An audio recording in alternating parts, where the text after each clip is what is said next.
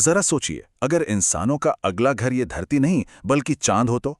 एक पूरी नई दुनिया, नए मौके। लेकिन सोचिए, क्या हो अगर इस सपने को हकीकत बनाने वाला पहला देश चीन हो? साल 2025 में चीन एक ऐसे मिशन पे काम कर रहा है जिसने दुनिया भर के वैज्ञानिकों को हैरान कर दिया है। मिशन है चांद पर एक परमानेंट बेस बनाना। तो सवाल यह है कि यह साइंस की दुनिया में एक मील का पत्थर है या फिर दुनिया के लिए एक बहुत बड़ी चेतावनी। चलिए इसी को समझते हैं। तो चलिए चीन के इस चांद पर घर बसाने के सपने की तह तक चलते हैं। देखिए, ये कोई रातों रात बना प्लान तो है नहीं, बल्कि इसके पीछे सालों की मेहनत और एक बहुत बहुत बड़ा मिशन है। ये सब कुछ शुरू हुआ चैंगे प्रोग्राम से। अच्छा, इसका नाम चीन की चांद की देवी चांग-ई के नाम पर रखा गया है और नाम से ही पता चलता है कि चीन के लिए ये मिशन कितना बड़ा और कितना जरूरी है। अब देखिए, ये कोई अचानक से नहीं हो रहा। चीन ने इसे कदम दर कदम पूरा किया है। 2007 में पहला बिना इंसान वाला मिशन भेजा, ठीक है। फिर 2013 में उनका लूनर रोवर चांद पर कामयाबी से उतरा और 2019 में तो कमाल ही हो गया।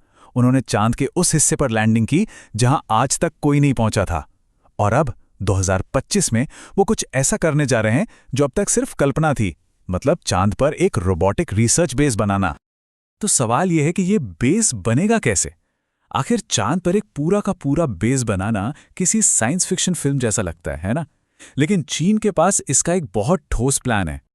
इसका ऑफिशियल नाम है इंटरनेशनल लूनर रिसर्च स्टेशन, यानी ILRS। और ये कोई छोटा मोटा आउटपोस्ट नहीं होगा, नहीं, ये रिसर्च का एक बड़ा सेंटर होगा।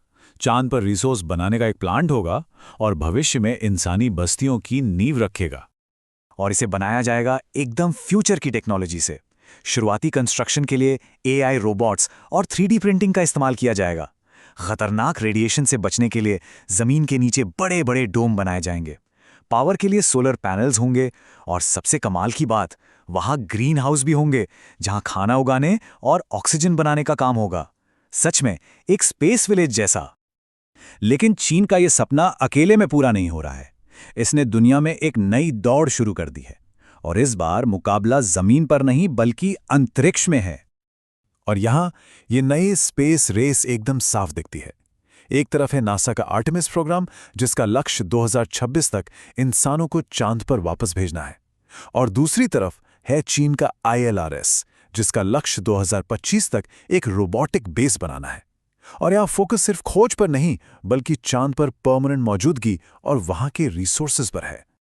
तो बात एकदम साफ है, ये दौड़ सिर्फ झंडा गाड़ने की नहीं है, ये दौड़ है कंट्रोल की। जो भी देश पहले पहुंचेगा वही तय करेगा कि चांद के उस बेशकीमती खजाने का मालिक कौन होगा। तो चलिए अब जरा इस खजाने की बात करते हैं। आखिर ये रिसोर्सेज हैं क्या और ये इतने कीमती क्यों हैं कि दुनिया की दो सबसे बड़ी ताकतें इनके लिए होड़ में लगी हुई हैं? इसका जवाब एक चीज में है, हीलियम-3।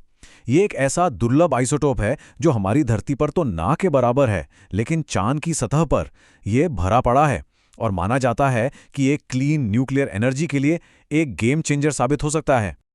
जरा सोचिए, हीलियम-3 का मतलब है साफ सुथरी और कभी न खत्म होने वाली एनर्जी।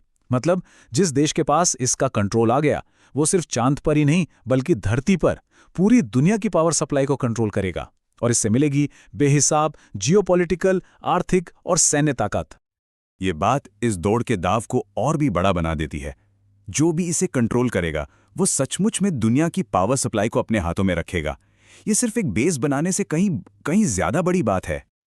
और यहीं से इस मिशन के नतीजों पर सबसे बड़े और जरूरी सवाल उठते हैं। क्या ये मानवता के लिए एक सुनहरा भविष्य है या फिर एक बड़े खतरे की आहट? चीन का प्लान सिर्फ रोबोटिक बेस पर रुकने का नहीं है। उनका अगला लक्ष्य है 2030 तक चांद पर पहला ह्यूमन सेटलमेंट मॉड्यूल बनाना, यानी रोबोट से इंसानों की तरफ। ये पहला और सबसे बड़ा कदम होगा। हालांकि ये सफर आसान बिल्कुल नहीं है। चांद पर लंबे समय तक इंसानों का रहना अविश्वसनीय रूप से मुश्किल है। वहां जानलेवा रेडिएशन है, ऑक्सीजन की भारी कमी है और तापमान में इतना ज्यादा उतार चढ़ाव होता है कि उसे झेलना मुश्किल है। ये वैज्ञानिक और बायोलॉजिकल चुनौतियां बहुत बहुत बड़ी हैं। इससे एक बड़ा नैतिक सवाल खड़ा होता है, क्या भविष्य में चांद पर भी देशों की सरहदें होंगी? क्या वहां भी जमीन के लिए वैसे ही विवाद होंगे जैसे धरती पर होते हैं? और इससे भी बड़ा सवाल ये है कि क्या चांद पूरी इंसानियत की साझी विरासत है या ये किसी एक देश की संपत्ति बन सकता है जो वहां पहले पहुंच जाए। और अगर ये दौड़ सच में कंट्रोल और रिसोर्सेस के लिए है, तो क्या हम उस भविष्य की तरफ बढ़ रहे हैं जहां अगली जंग धरती पर नहीं बल्कि चांद पर लड़ी जाएगी? चीन का ये मिशन हमें एक ऐसे मोड़ पर ले आया है जहां हमें अपनी सोच और अपनी सीमाओं को फिर से तय करना होगा। हमेशा से कहा जाता था कि आसमान ही सीमा है, लेकिन शायद अब लिमिट चांद है।